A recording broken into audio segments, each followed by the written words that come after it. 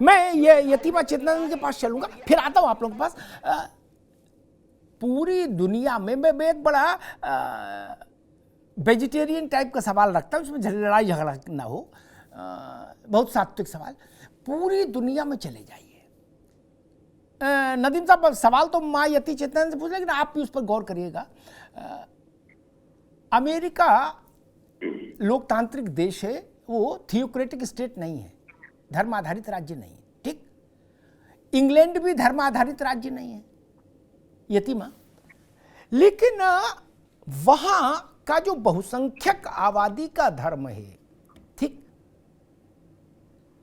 उसके जो आप मान लीजिए उसके जो प्रवर्तक हैं, जिनसे शुरुआत है क्राइस्ट जीसस, क्या उनको लेके कोई सबूत वहां देने की जरूरत नहीं, ठीक। वहां इस बात की लड़ाई नहीं हो सकती, लोकतांत्रिक है वो, ठीक। ये मेरे ख्याल से दुनिया में इकलौता मुल्क है भारत, जहां राम के लिए भी कचहरी, कृष्ण के लिए भी कचहरी में सबूत दो, और महादेव के लिए भी कचहरी में सबूत दो। क्या इस्लाम से पहले अयोध्या, काशी, मथुरा नहीं थे? और अगर थे तो विवाद ही खत्म हो जाना चाहिए। नहीं, इस्लाम की आयु तो सामने है ना दुनिया के, और काशी, मथुरा और अयोध्या का अस्तित्व भी सामने है। 2600 साल पहले बनारस जिले में गौतम बुद्ध का निर्माण, गौतम बुद्ध थे, ठीक। 2600 साल पहले, इस्लाम तो तब नहीं था, यानी बनारस तो था, काशी तो थी। ये आपको नहीं इकलौता देश है इस धरती पर जहां इन तीनों के लिए भी सबूत देने पड़ रहे हो। जी, जैसा अभी अमिताभ जी, अतीक जी कह रहे थे ना कि इसको राजनीतिक मुद्दा बनाया जाएगा, मैं बताना चाहती हूँ, आपका सवाल बहुत सही है कि इकलौते हम लोग हैं जिनके भगवानों को लगातार, जिनके इष्ट देवताओं को जो हमारी आस्था का विषय, उन्हें अदालत तक खींचा जाता है। उसका कारण ये है कि आप लगातार राजनीति का बल लेकर ही 500 साल तक अयोध्या के प्लेट में सजाकर किसी ने अयोध्या का राम मंदिर नहीं दिया था।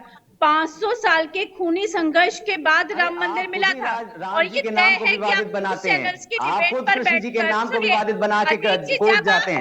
हम नहीं बनाते हैं, हम नहीं बनाते हैं। जब आप बोल रहे थे तो वो शांति, आप उनकी बात आ जाने दो। जी अम्मा, आप कहिए। जी आप कहिए। जी, तो ये निश्चित रूप से राजनीतिक मुद्दा बनाएंगे, ये खून खराबा भी करवाएंगे, ये सब कुछ करेंगे, ये मंशा इनकी तय है। न्यूज चैनल्स की डिबेट पर बैठकर तब भी मौलाना ये कहते रहे, आपको याद होगा अमिताभ जी, अयोध्या का जब मसला चल रहा था न्यायालयों में, तो लगातार कहते रहे कि नहीं दे देनी चाहिए, बाहर बैठकर हो जाना चाहिए।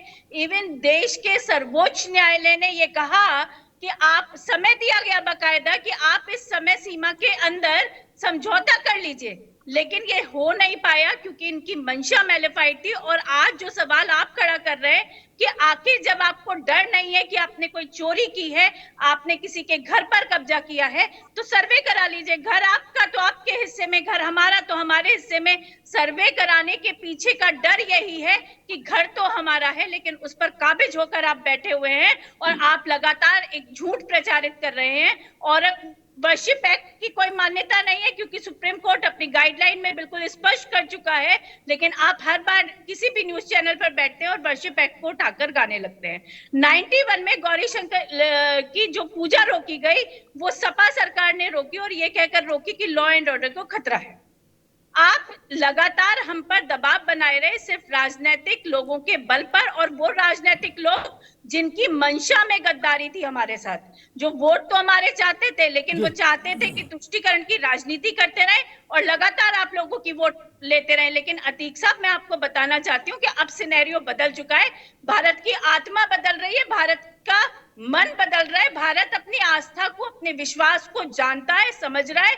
ये बिहार का उदाहरण आप देख लीजिए, दूर जाने की जरूरत नहीं है। जिन बागेश्वर बाबा को रोकने का प्रयास किया जा रहा था, वहां 10 लाख की भीड़ इकट्ठी हुई। तो आप जरा संभल कर बोलिए अतीक साहब, न्यूज चैनल्स पे मर्यादित भाषा का प्रयोग कीजिए। आप विश्वेश्वर भी आए, भाषा का प्रयोग कर रहा हूँ, लेकिन जो जिस लायक होता है उसको उस जगह पे पहुंचाना जरूरी है। करने के लिए तैयार है। तब भी अपने रक्त से सरयू के जल को लाल किया था, आज भी तैयार है। बच्चा बच्चा जनमानस तैयार है सनातनियों का घर से बाहर निकलकर रक्त को बहाने के लिए। तो आप चिंता ना कीजिए। तो मैं भी आपसे ये कहता हूँ, ये बाबरी मस्जिद का मसला नहीं है, आप हमको डोमिनेट नहीं कर सकते। अब किसी की दादागिरी नहीं चलेगी। कानून हम भी जानते हैं, देश का संविधान हम भी जानते हैं। पहले की तरह जो हमसे गलतियां हो गई अब वो हम नहीं करना चाहते। हमको भी मालूम है कि अब हमको अपने धर्म स्थलों की सुरक्षा कैसे करनी है। कानूनी तौर पर हम उसकी लड़ाई लड़ रहे हैं और ये इस बार हम जीतेंगे भी। पहले मरतबा में बाबरी मस्जिद जो होना था अगर चेतावनी है तो आपकी चेतावनी को स्वीकार करते हैं, और अगर आप राजनीतिक मामले इस तरीके से लड़ना चाहते हैं तो राजनीतिक मैदान में भी हम लोग तैयार हैं। आप चिंता ना करिए, आप चिंता ना करिए, हर तरीके से हर पहलू पर तैयार है। रक्त बहाना है, रक्त बहाएंगे अपने आस्थाओं के लिए। राजनीतिक समस्या चाहिए तो उसकी भी मांग करेंगे, और कानूनी प्रक्रिया पर तो हिंदू मुसलमानों के साथ है, विश्वास आपका नहीं है।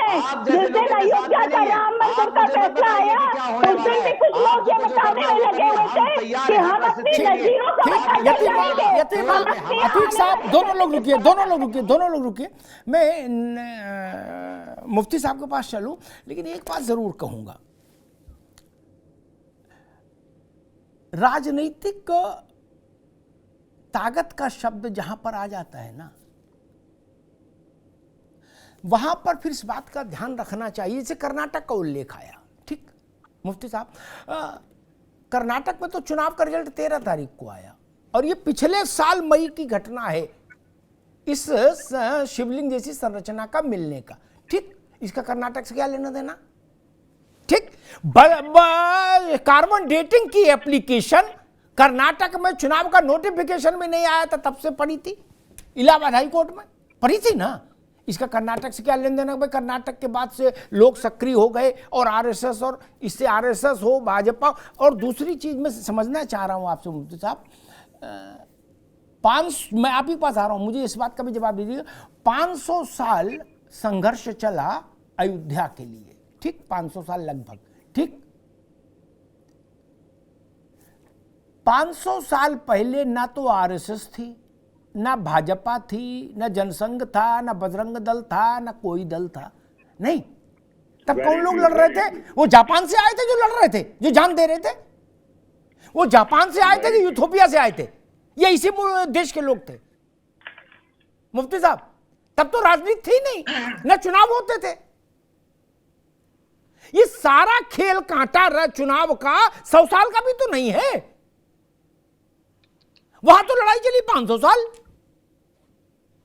तब राजनीति का क्या मसला है भाई मुफ्ती साहब? देखिए, भारत की संस्कृति मेसोपोटामिया से भी पुरानी भारत की संस्कृति है। दुनिया में 2 ही संस्कृति थे, एक मेसोपोटामिया और एक भारत की संस्कृति बहुत पुरानी है। मैं कहता हूं कि भारत का अगर मेजॉरिटी उग्र हो जाएगा तो ये देश नहीं रहेगा। मैं ईमानदारी से आपके चैनल पर एक बात कह रहा हूं कि भारत इसलिए धर्मनिरपेक्ष है कि मेजॉरिटी सेकुलर है, यहाँ के हिंदू सेकुलर है। अब रही बात कि अभी आप कर्नाटक के इलेक्शन की बात आप कर रहे थे, 1936 में ज्ञानवापी का मामला अदालत के अंदर गया था दीन मोहम्मद के केस में। हाँ। जब तो भाजपा की थी, आरएसएस तो थी नहीं, तो इसलिए किसी पर एलिगेशन लगा करके बात करना ये उचित नहीं। मगर मैं और आज जाता हूँ, इतिहास में जाता हूँ। मैं अभी हमारे ब्रादर या हमारे धर्म गुरु, हमारे दोस्त भी हैं, हमारे अच्छे मित्र भी हैं, इजिप्ट की बात कर रहे थे। मैं कहता हूं कि अतीत की तुलना या अतीत की गलतियों की क्या सजा देनी चाहिए। अगर मान लिया भी जाए कि औरंगजेब ने कुछ किया था तो आज क्या हमें इसकी सजा मिलेगी? मैं कहता हूं कि इसी देश में शिखर पर थे। कौन शिखर पर थे? इसी देश पे वो लोग शिखर पर थे। हमारे कहां चले गए? बोध गया किसने मिटाया? बौद्ध कहां चले गए? इसी देश में शिखर पर थे। तो मैं कहता हूं कि ये मसला बातचीत से हल करने की जरूरत है। आपने सही बात किया, 500 साल लग गए। बाबरी मस्जिद के केस में भी बातचीत करते न इतना खून खराबा होता, न इतना हंगामा होता। फिर मैं कहता हूं कि कार्बन डेटिंग से ज्यादा जरूरी है कि सब हाथ रखे, हिंदू धर्म गुरु, मुसलमान धर्म गुरु आए और आकर के सौहार्द बनाए रखे। देखिए भारत में लोग बड़ी बड़ी बात करते हैं, मैं तो इजिप्ट का मैं पढ़ा, दुनिया के अंदर गया, मैं कहता हूं कि भारत के अंदर जितना हिंदू उदारवादी है और जितना उसने माइनॉरिटी का सम्मान किया, मैं कहता हूं दुनिया में ऐसा कोई इतिहास नहीं है। इसलिए हिंदुओं का जो वो है फेथ है, उसको भी तोड़ने की जरूरत नहीं है। और मुसलमानों का डर है कि एक एक हमारी मस्जिदें चली जाएंगी तो हम क्या करेंगे, तो दोनों के बीच में संयम रख करके डायलॉग करने की जरूरत है। जी, वाजपेयी जी ने कभी कहा था, अटल जी ने, कि हिंदुस्तान इसलिए सेकुलर नहीं है कि संविधान में किसी ने लिख दिया एक शब्द। हिंदुस्तान इसलिए सेकुलर है क्योंकि सेकुलरिज्म के पीछे हिंदुस्तान के हिंदुओं की गारंटी है। ने कौन माइकल लाल सेकुलर घोषित कर देता? जब देश विभाजित हुआ था मुफ्ती साहब, उस वक्त क्या जवाहरलाल नेहरू के बस का था कि इसको सेकुलर घोषित कर देते? अगर देश नहीं चाहता तो नेहरू जी को हटा देता देश। जब रेलगाड़ी आ रही थी लाशों की भरी, उस समय भारत ने कहा कि हम थियोक्रेटिक स्टेट नहीं बनेंगे। छोटी बात है क्या? दुनिया के नक्शे से कोई दूसरा उदाहरण माइकल लाल ला के दिखा दे हमको। लाखों लाशों के बीच में खड़े होकर हिंदुस्तान ने कहा कि हम धर्म आधारित राज्य नहीं बनाएंगे, जबकि विभाजन धर्म पर हुआ था। ये कुर्बानी छोटी नहीं थी क्या? ये छोटी थी क्या? किसी दूसरे देश ने दी क्या? नहीं, ये कुर्बानी हिंदुस्तान ने दी। माफ करिए, मैं सबका बहुत अदब करता हूं, गांधी जी, जवाहरलाल जी, सब लोग बहुत बड़े नेता, वल्लभ भाई पटेल, सब, अंबेडकर साहब, लेकिन नेताओं के बस का नहीं था। अगर देश के करोड़ों लोग खड़े हो जाते, वो कहते ना, जिस आधार पर विभाजन हुआ हमको उसी आधार पर शासन चाहिए, तो शासन हो जाता धर्म आधारित। उसके लिए कोई अमेरिका से परमिशन तो नहीं लेनी थी, भारत ने नहीं किया। तो इस लिहाज को तो रखना चाहिए मेरे ख्याल से सबको। पाकिस्तान का क्या हाल है? उनका क्या हाल है? वो मुगले आजम थे, आज क्या स्थिति हो गई? खाने को रोटी नहीं है। आर्मी वालों के यहां से लोग मोर तक चुरा ले गए, उनके घर से गमले अमले सब चुरा ले गए। क्या स्थिति है? जिन्होंने बनाया था ना पाकिस्तान मित्र, क्या कर लिया? हम भारत में दुनिया की सबसे दूसरे नंबर की सबसे बड़ी मुस्लिम आबादी भारत में रहती है। मुफ्ती साहब मैं सही हूं ना? नंबर वन लीजिए, इंडोनेशिया को बीट कर गए। उसके बाद अगर इस ढंग की बात हो, ये ठीक नहीं।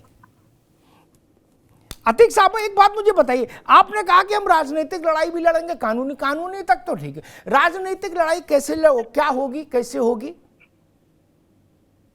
राजनीतिक लड़ाई यही होगी जो भारतीय जनता पार्टी के स्पॉन्सर्ड लोग हैं, जो प्रोपेगेंडा चला रहे हैं, कभी द केरला स्टोरी लाकर चला रहे हैं, द कश्मीर फाइल्स लाकर चला रहे हैं, और कभी कभी कहते हैं, कथावाचक उठ जाते हैं, कहते हैं कि नहीं ऐसा है कि मैं फला उस समकालीन किताब में लिखा है कि वहां पर मस्जिद के सीढ़ियों के नीचे मूर्तियां दबी हुई हैं, उसको खोदा जाए।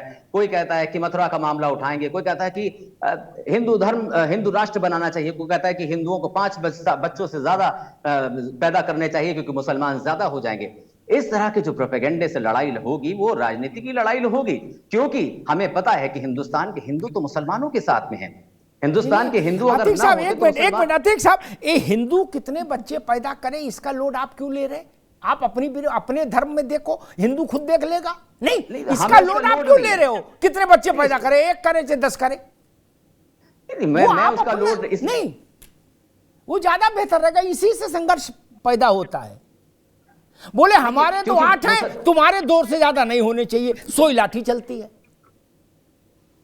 अमिताभ जी, हम इसलिए ये बात कर रहे हैं कि वो ज्यादा लोड ले रहे हैं कि मुसलमानों को कितने बच्चे पैदा करना चाहिए, इसलिए हम लोड ले रहे हैं इस बात का। ये तो हमारा उनकी बात का जवाब है। आप उनकी बात तो नहीं मान रहे, तो बात खत्म करो।